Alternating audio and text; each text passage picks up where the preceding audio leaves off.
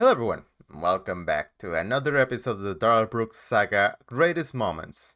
On today's episode we're gonna watch one of my favorite clips of Darrell Brooks. The reason why I like this clip is because he it shows how manipulative he can be without exploding, you know?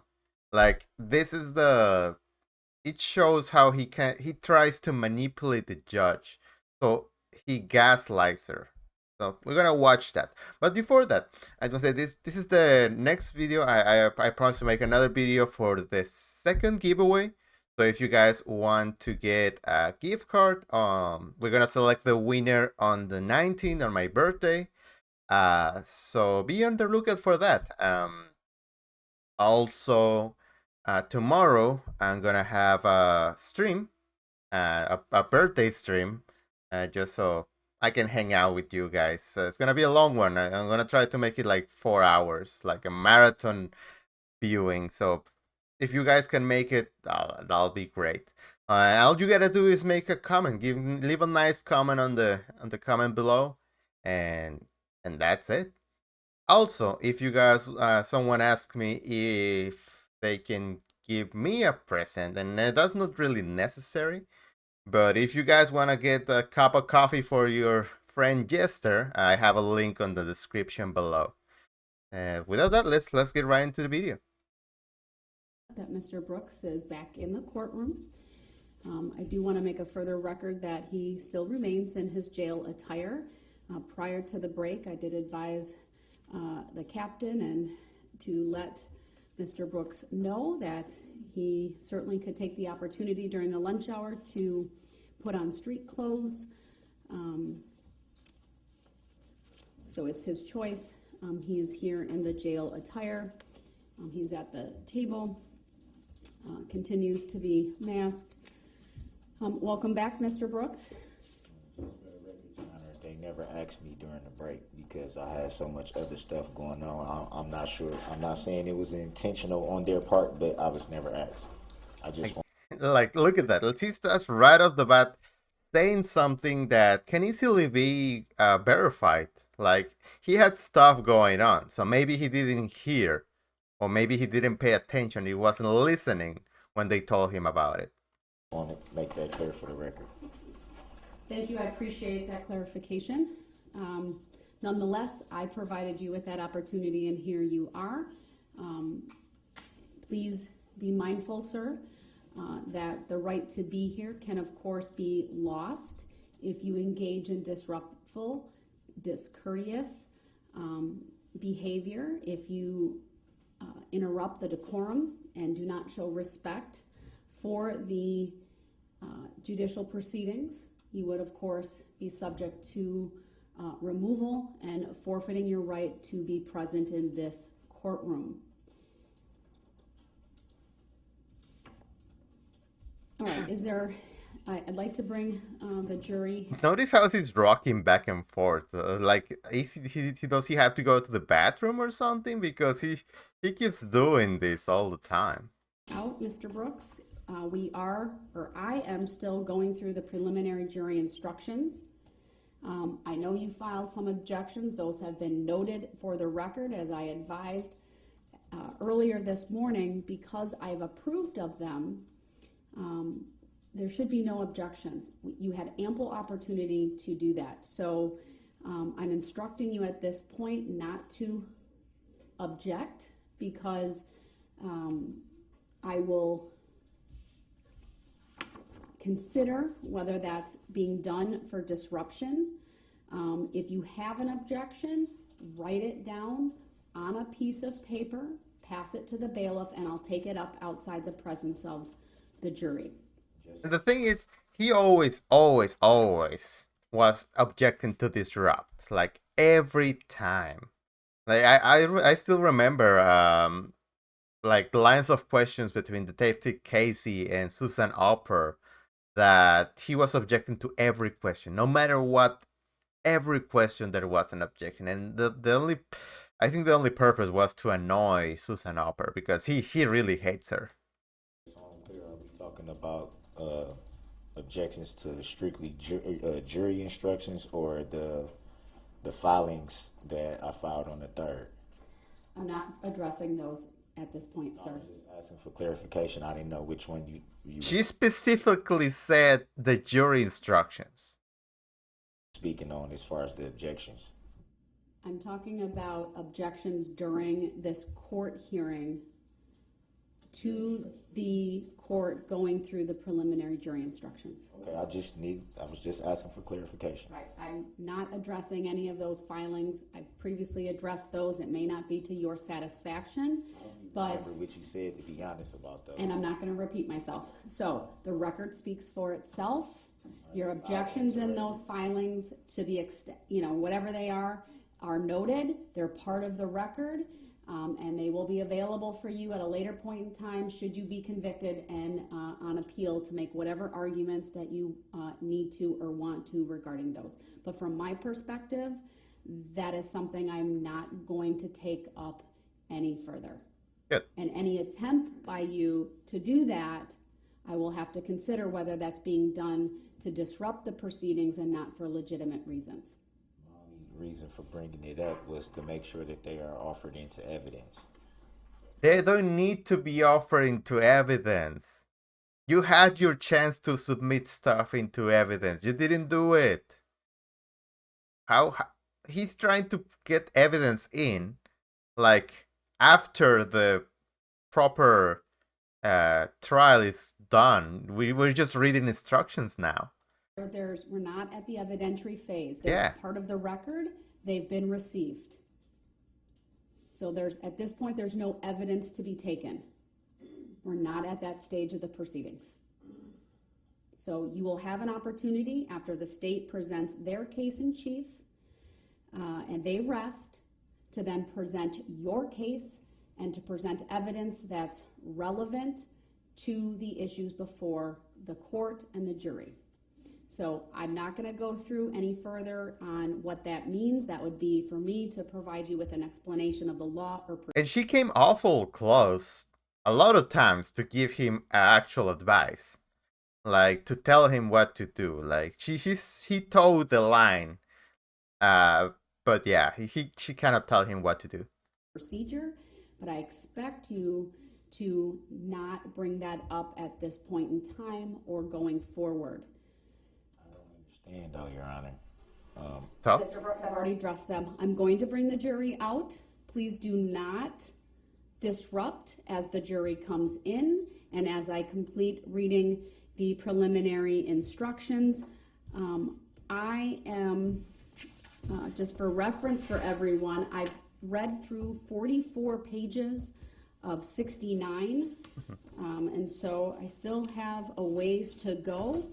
My intention would be to finish with the preliminary jury instructions, take a short break for all, including the jurors, and then come back with opening statements.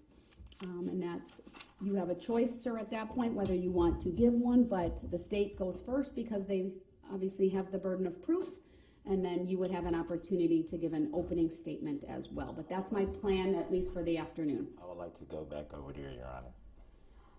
You would like to, and I don't see why. Why would she need to, like, she explained things like really clear to him.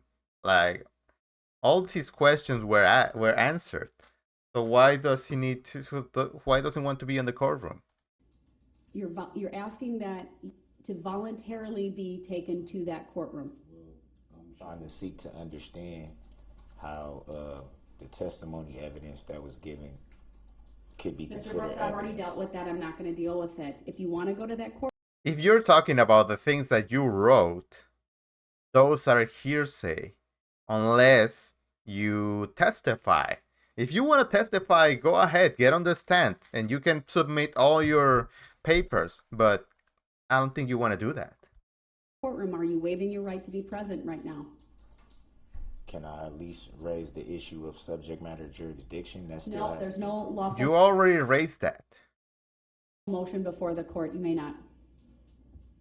Are you making a judicial determination that I cannot Mr. Brooks, I'm going to bring the jury out. I'd like you to stay. That's my preference that you stay. You've certainly demonstrated throughout these proceedings that you have the capacity to follow the rules, that you have the intellect to make cogent, coherent, articulate, responsive arguments when you so choose. But when you start doing what you're starting to do right now, going back to filings I've already addressed, and start talking about subject matter jurisdiction, that is a tactic by you that I believe is to disrupt and to delay the proceedings. That is not accurate, Your Honor. Your objection to my characterization of that is noted. I would like to make a motion for finding the fact then. No. Your request is denied. On what basis?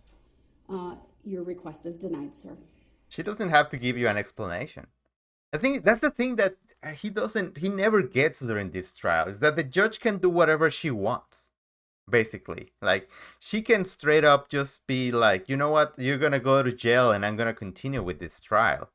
Like, she wouldn't ever do that, because that would be like abuse of power, let's say, or not abuse of power, but like, she tries to respect the process, and she does it very well. So you have to do what she says. You're in her town now. Your Honor, I'm merely seeking to understand on Mr. Brooks, I refer you once again to document 244 that you signed, that you acknowledged, dealing with the right to waiver of right to attorney.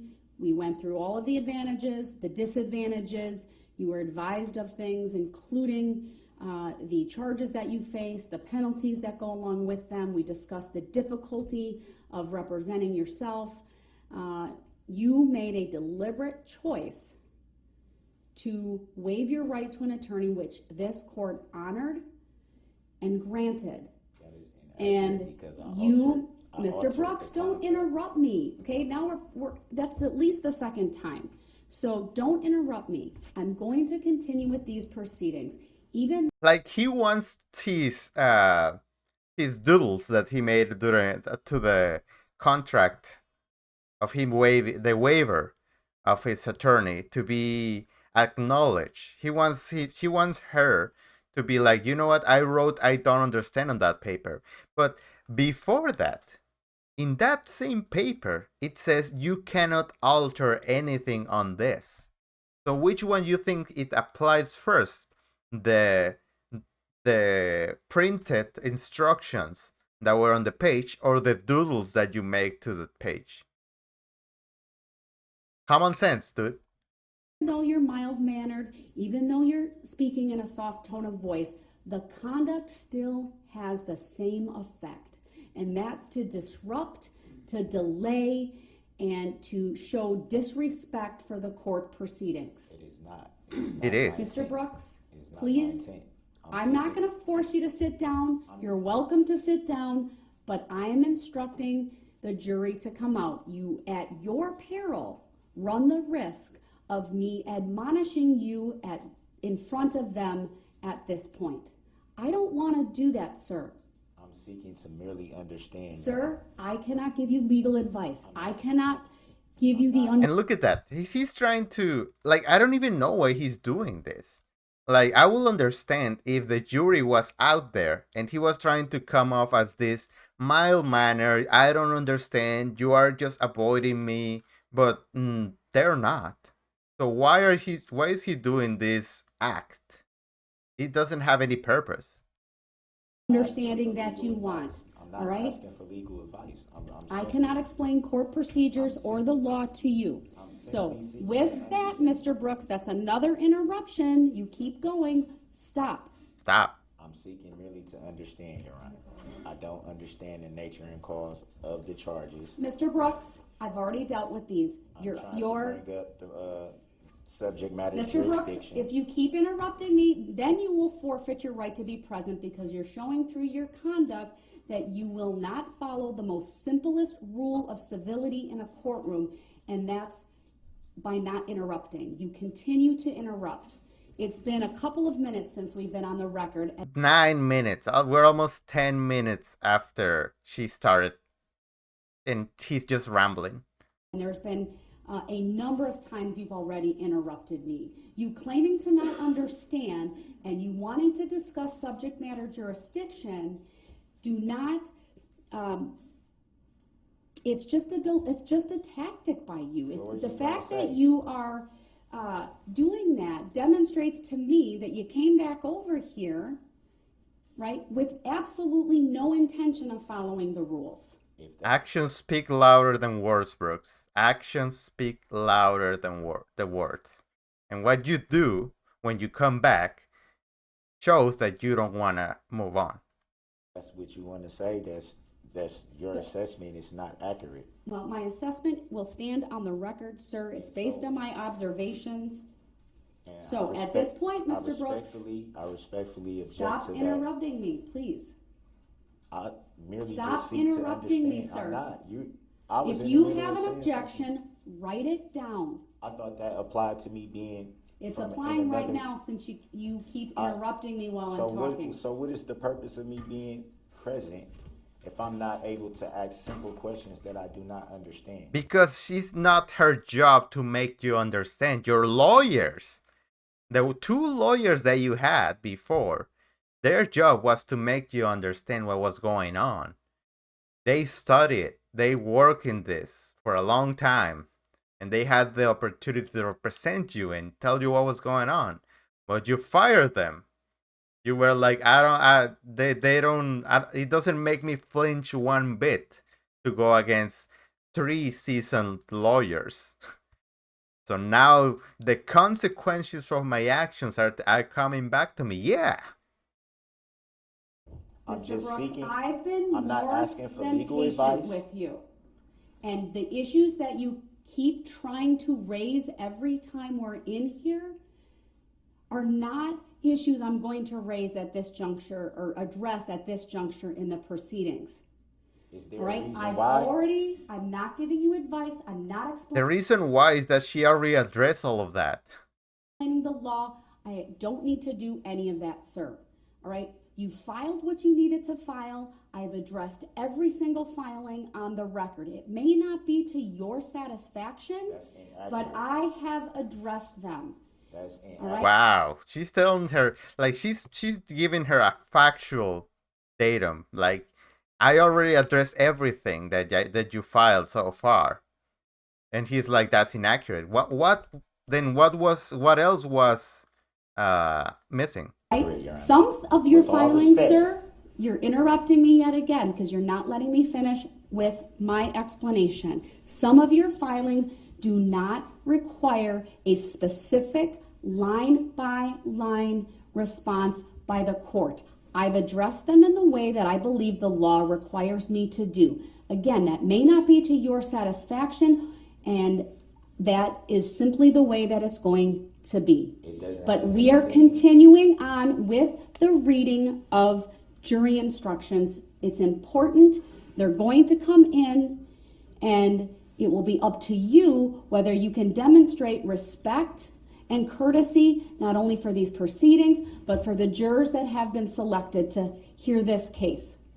Your Madam Honor. Clerk, have the jurors brought Your in, Honor, please. What you're doing is judicial misconduct. You're making the judicial determination, and I'm not allowed to ask questions, and I'm not allowed to. She never said that. She never, ever said that. You can ask questions, and for the most part, she answers those questions.